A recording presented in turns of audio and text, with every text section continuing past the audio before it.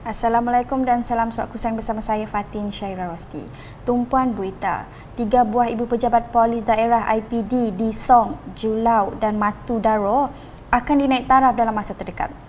Menteri Kerja Raya Malaysia Datuk Seri Alexander Nantalinggi berkata, 3 buah IPD itu telah dikesan sebagai bangunan usang dan terkesan akibat banjir lepas. Beliau berkata demikian ketika ditemui media selepas menghadiri sesi lawatan dan mesyuarat di IPK Badarudin Kuching pada Isnin. Jelasnya lagi, kerja-kerja menaik taraf bangunan IPD akan mengambil masa panjang kerana memerlukan kelulusan dari kerajaan. Saya difahamkan ada IPK memerlukan dengan segera perbaikan balai dan juga bangunan-bangunan tertentu, termasuk di kawasan saya Balai Raya Polis Song, Balai Polis Song. Jadi lawatan kerja ini adalah untuk saya mendapat gambaran keseluruhannya di seluruh negeri Sarawak ini. Dalam perkembangan sama, Datuk Seri Alexander turut memberitahu selaku Menteri Kerja Raya, beliau hanya membantu kerja-kerja menaik taraf bangunan IPD demi kebaikan buat semua anggota polis. Tambahnya, setakat ini dana untuk membaik pulih 3 buah IPD itu masih dalam guntingan bersama barisan kabinet dan kementeriannya. Ya, saya cuba bantulah sebagai Menteri KKR, ya. Jadi yang lain dasar dan sebagainya, jangka panjang dan sebagainya memang Kementerian Dalam Negeri lah bertanggungjawab nanti. Okey. Terima kasih. Berita seterusnya, para penerima geran daripada Unit Hal Ehwal Agama-Agama Lain UNIFOR diminta menggunakan dana yang disalurkan itu dengan sebaiknya untuk manfaat masyarakat. Timbalan Premier Sarawak Datuk Seri Dr. Sim Kui Hian berkata mereka seharusnya memanfaatkan dana yang disalurkan seperti mana yang dipohon dengan menganjurkan aktiviti keagamaan dan program kemasyarakatan. Menurutnya, geran UNIFOR yang diberikan itu perlu dimanfaatkan dan tidak disalahguna untuk tujuan peribadi. Beliau berkata demikian semasa majlis penyerahan geran UNIFOR di restoran Fung Lin Lundu pada Ahad. Dalam majlis itu, sebanyak 7 persatuan dan pertubuhan bukan kerajaan NGO di daerah Lundu menerima cek peruntukan dari UNIFOR yang berjumlah RM89,600. Para penerima geran tersebut terdiri daripada Lunduk Buddhist Society, Tokong Boh Loh Sian, Tokong Tua Pek Kong, Tokong Zong Cheng, Tokong Guan Yin, Persatuan Amal dan Pendidikan Akhlak Ji Le Shan Shi Lundu dan Jawatankuasa Tua Pek Kong Sematan. Selanjutnya, Greater Kuching Coordinated Development Agency GKCDA akan memacu pembangunan dari kawasan Lundu hingga serian khasnya di kawasan Dewan Undangan Negeri Dun Opa, Tasik Biru, Tanjung Datu, Serumbu, Mambong, Tarat, Tebeduk, Kedup dan Bukit Semuja. Pengurusinya Datuk Roland Sagawiin berkata masyarakat setempat harus bekerjasama dalam memberikan maklum balas berkaitan pembangunan yang diperlukan di kawasan masing-masing. Menurutnya sebanyak 1.5 bilion ringgit telah diperuntukkan kepada agensi tersebut untuk perbelanjaan pembangunan.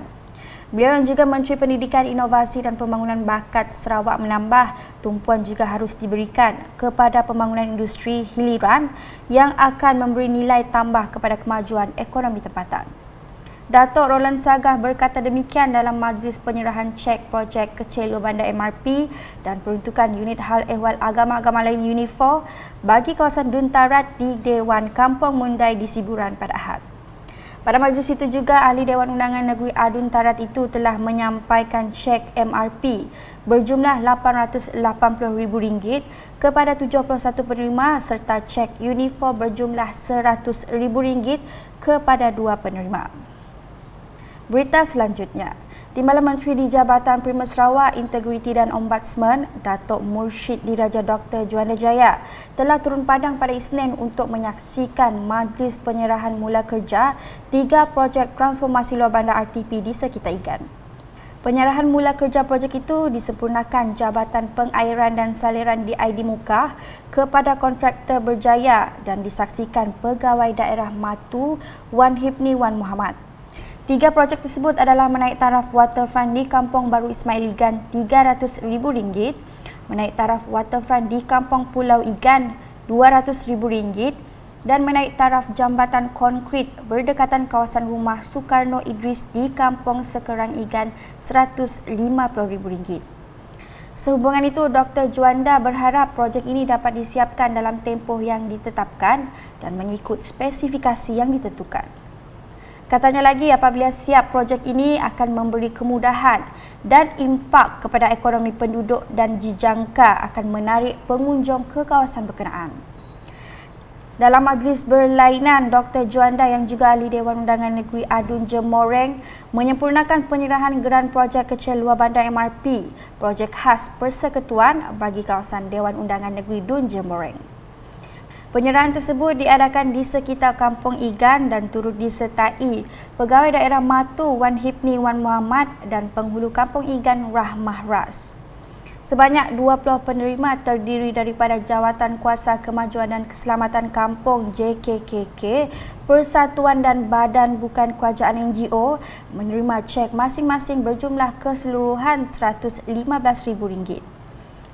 Menurut Dr. Juanda, peruntukan ini adalah untuk kegunaan menjalankan aktiviti dan program sepanjang tahun. Justru beliau menasihatkan para penerima agar menggunakan peruntukan tersebut sebaik mungkin dan berharap mereka akan lebih aktif dalam mengadakan aktiviti untuk masyarakat. Laporan seterusnya, Dewan Bandaraya Kuching Utara DBKU dengan kerjasama kawasan kejiranan mesra KJM Tupong telah mengadakan Karnival Rindo Ati Lepak at Library Kampung Tupong bermula 9 hingga 11 Disember lepas sebagai penutup bagi program tahun 2022. Ahli Dewan Undangan Negeri Adun Tupong, Fazruddin Abdul Rahman, hadir menyempurnakan penutupan karnival tersebut pada Ahad. Menurut Fazruddin, karnival seumpamanya ini sangat bermanfaat kepada semua lapisan umur, terutama untuk kanak-kanak mengisi masa lapang semasa cuti persekolahan ini. Pelbagai aktiviti telah diadakan sepanjang 3 hari berlangsungnya karnival berkenaan, antaranya pertandingan memasak, mengubah bunga, word search dan e-sport.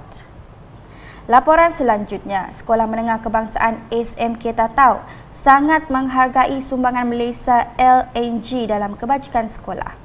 Pengetua Dr. Layang Ugek berkata sumbangan ini begitu bermakna sekali demi keselesaan pelajar-pelajar di SMK Tatau. Pihak MLG Bintulu telah membantu kita memberi sumbangan katil 400 buah tilam,